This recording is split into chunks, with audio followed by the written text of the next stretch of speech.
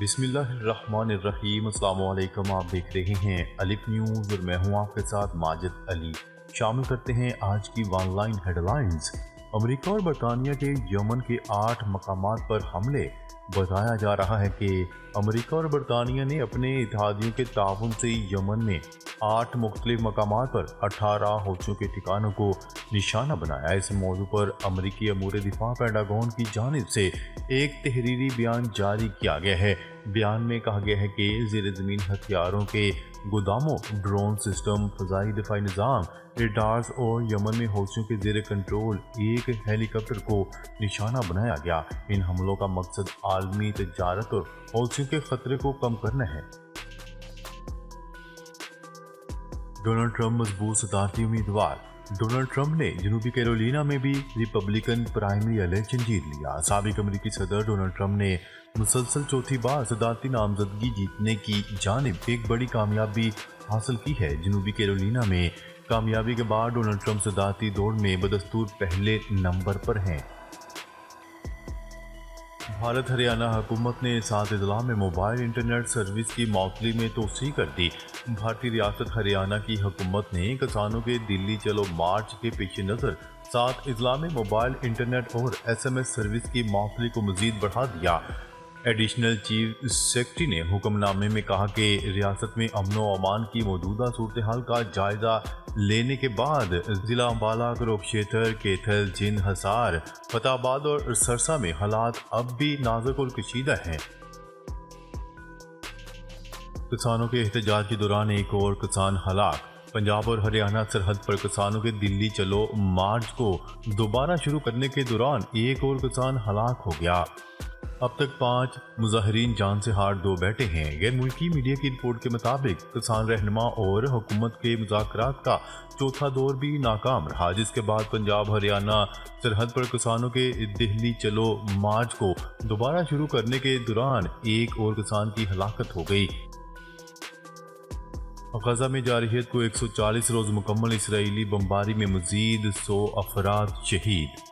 غیر ملکی میڈیا کی رپورٹ کے مطابق 7 اکتوبر سے غزہ پر اسرائیلی حملوں میں کم از کم 29,606 فلسطینی شہید اور 69,737 زخمی ہو چکے ہیں۔ گزشتہ رات جنوبی غزہ کے علاقے رفح میں اسرائیل کی بمباری میں 8 افراد شہید ہو گئے۔ حماس سے لڑائی کے دوران ایک اور اسرائیلی فوجی افسر مارا گیا۔ اسرائیلی فوج کے ترجمان کے مطابق میجر ایال شمالی غزہ میں ہلاک ہوا، جس کی عمر 34 سال تھی۔ رپورٹس کے مطابق زمینی آپریشن کے دوران اب تک 238 اسرائیلی فوجی مارے جا چکے ہیں۔ دوسری جانب اسرائیلی حکومت کے خلاف دارالحکومت تل ابیب میں شدید مظاہرے جاری۔ اسرائیلی میڈیا کی رپورٹ کے مطابق اس دوران اسرائیلی پولیس نے متعدد مظاہرین پر شدید تشدد بھی کیا۔ یوکرین بھیجے گئے روسی فوجیوں کی بیگمات کا احتجاج۔ غیر ملکی میڈیا کی رپورٹ کے مطابق روس میں ہونے والے اس احتجاج کے دوران 2 صحافیوں سمیت متعدد افراد کو گرفتار کر لیا گیا۔ رپورٹس کے مطابق یوکرین میں روسی جنگ کے 2 سال مکمل ہونے پر دارالحکومت ماسکو میں فوجیوں کی بیگمات نے ہفتے کو احتجاج کیا۔ ان خواتین نے مطالبہ کیا ہے کہ ان کے شوہروں کو یوکرین کی جنگ سے واپس بلایا جائے۔ ارجنٹینا میں پریس کانفرنس کے دوران امریکی وزیر خارجہ اینتھنی بلنکن نے امریکی صحافی کے سوال پر گول مول جواب دیا۔ صحافی نے سوال کیا کہ چین کا ایغوروں سے سلوک نسل کشی ہے تو اسرائیل کا فلسطینیوں سے سلوک نسل کشی کیوں نہیں؟ امریکی وزیر خارجہ اینتھنی بلنکن نے امریکی صحافی کا سوال کا کوئی واضح جواب نہیں دیا۔ انہوں نے کہا کہ ہم نے کچھ تفصیل سے بتایا ہے، تفصیلات نہیں دہراؤں گا۔ چین کو نسلی اقلیت کی نسل کشی کا ذمہ دار سمجھا جاتا ہے۔ اینتھنی بلنکن کا کہنا تھا کہ عالمی عدالت میں زیر سماعت اسرائیل پر نسل کشی کے بے بنیاد الزامات سے متعلق کلیئر ہوں۔ روس یوکرین جنگ 4 بڑے مغربی رہنما اظہار یکجہتی کے لیے کیف پہنچ گئے۔ کینیڈا، اٹلی اور بیلجیم کے وزیر اعظم سمیت 4 مغربی ممالک کے رہنما روس سے جنگ کے 2 سال مکمل ہونے کے موقع پر یوکرین سے اظہار یکجہتی کے لیے کیف پہنچ گئے۔ صدر کی جانب سے قومی اسمبلی اجلاس بلانے کی سمری پر دستخط میں تاخیر۔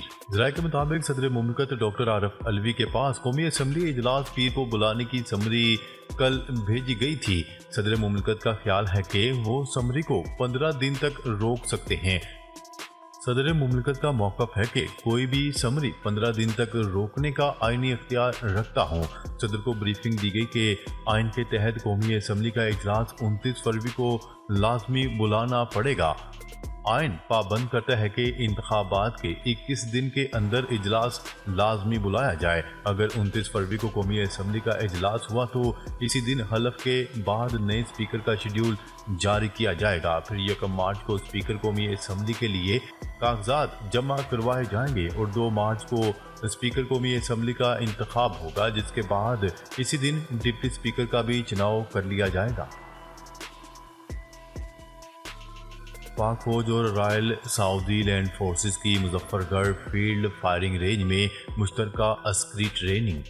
ISPR نے اپنے بیان میں کہا ہے کہ ملتان کور کے زیر اہتمام پاکستانی فوج اور رائل سعودی لینڈ فورسز کے مشترکہ عسکری ٹریننگ کی گئی۔ پاک فوج اور رائل سعودی لینڈ فورسز کے درمیان تعاون دونوں ممالک کے درمیان دفاعی تعاون کو مزید مضبوط بنانے میں اہم پیش رفت ہے۔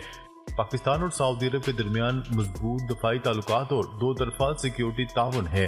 دونوں ممالک کی فوجی مشقوں کا مقصد فوجی صلاحیتوں کو بڑھانے اور مہارت کا تبادلہ تھا۔ گوگل نے جی میل سے متعلق افواہوں کو مسترد کر دیا۔ ٹیکنالوجی کمپنی گوگل نے جی میل سروس کو ختم کرنے کی تمام افواہوں کو مسترد کر دیا۔ غیر ملکی خبرساں ادارے کی رپورٹ کے مطابق سماجی رابطے کے پلیٹ فارم ایکس پر ایک پوسٹ میں جعلی ای میل کا اسکرین شاٹ پیش کیا گیا، جس میں دعویٰ کیا گیا تھا کہ جی میل سروس بند کی جانے والی ہے۔ اسکرین شاٹ ایک حقیقی ای میل سے لیا گیا تھا جو گوگل نے بیسک HTML ویو سے چھٹکارا پانے کے لیے لکھی تھی اور اس کے ایک حصے کو بعد میں یہ افواہ پھیلانے کے لیے استعمال کیا گیا۔ بغیر اجازت حج پر تارکین وطن کو 6 ماہ قید 50,000 ریال جرمانہ ہوگا، سعودی وزارت حج نے خبردار کر دیا۔ وزارت حج نے تارکین وطن کو خبردار کرتے ہوئے کہا ہے کہ اجازت نامے کے بغیر حج کی ادائیگی غیر قانونی ہے، خلاف ورزی پر بھاری سزاؤں کا سامنا کرنا ہوگا۔ وزارت حج و عمرہ نے اعلان کیا ہے کہ اجازت نامے کے بغیر حج کرنے والے پر 50,000 ریال جرمانہ عائد کیا جائے گا۔ اس کے علاوہ 6 ماہ جیل کی سزا بھی ہوگی۔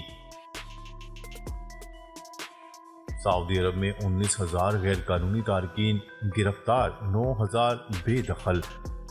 سرکاری خبرساں ایجنسی SPA نے وزارت داخلہ کی رپورٹ کے حوالے سے بتایا کہ 15 سے 21 فروری تک مجموعی طور پر 11,897 افراد کو اقامہ قانون، 4,200 سرحدی امن قانون اور 3,280 تارکین کو قانون محنت کی خلاف ورزی پر پکڑا گیا۔ مملکت میں غیر قانونی طور پر داخل ہونے کی کوشش کے الزام میں 971 افراد کو حراست میں لیا گیا۔ ان میں سے 39% کا تعلق یمن، 57% ایتھوپین اور 4% کا دیگر ممالک سے ہے۔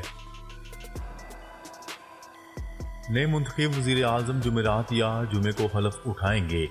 نئے منتخب وزیر اعظم 1 مارچ تک حلف اٹھا لیں گے۔ صدر مملکت ڈاکٹر عارف علوی منتخب وزیر اعظم سے حلف لیں گے۔ وزیر اعظم کی حلف برداری کی تقریب جمعرات 29 فروری یا جمعہ 1 مارچ 2024 کو ایوان صدر میں منعقد کی جائے گی۔ وزیر اعظم کے عہدے کا انتخاب قومی اسمبلی 28 یا 29 فروری کو کرے گی۔ اس طرح 1 مارچ تک ملک کے 24ویں وزیر اعظم حلف اٹھا لیں گے۔ بارش برسانے والا سسٹم بلوچستان میں داخل، بیشتر اضلاع میں موسم ابر آلود ہو گیا۔ کوئٹہ میں آسمان پر بادل چھا گئے، رات سے بارش، پہاڑوں پر برف باری کا امکان۔ محکمہ موسمیات کا کہنا ہے کہ کوئٹہ میں صبح کم سے کم درجہ حرارت 1 ڈگری سینٹی گریڈ ریکارڈ کیا گیا۔ چین اور کرغزستان کے شمال مغربی علاقے سنکیانگ میں 5.8 کی شدت کا زلزلہ۔ چین کے زلزلہ نیٹ ورک سینٹر کے مطابق اتوار کے روز کرغستان اور چین کے شمال مغربی خود مختار علاقے سنکیان کے سرحدی علاقے میں زلزلہ آیا جس کی گہرائی 11 کلومیٹر تھی۔ چینی میڈیا کی رپورٹ کے مطابق زلزلے سے ابھی تک کسی جانی یا مالی نقصان کی اطلاعات نہیں موصول ہوئیں۔ یاد رہے 7.1 کی شدت کے زلزلے نے 24 جنوری کو کرغستان اور سنکیان کے سرحدی علاقے کو ہلا کر رکھ دیا تھا جس میں 3 افراد ہلاک ہو گئے تھے۔ ناظرین اب تک کے لیے اتنا ہی، مزید خبریں لے کر بہت جلد آپ کی خدمت میں حاضر ہوں گے۔ تب تک کے لیے اپنا خیال رکھیے گا۔ اللہ نگہبان۔